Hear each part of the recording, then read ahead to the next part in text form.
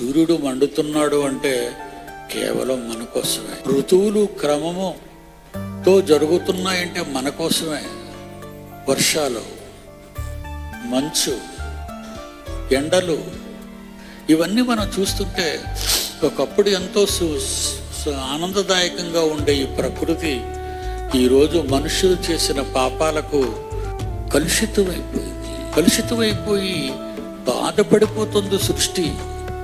దేవుడు సేవ చేయమని మనలందరినీ దేవుని కుమారుల కొరకు ప్రత్యక్షంగా మన ఒడిలో, ప్రకృతి ఒడిలో పెట్టాడే.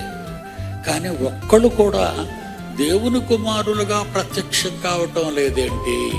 మనం దేవుని కుమారులు కాదో అవునో అనేది సృష్టి సాక్ష్యం చెప్పాలి.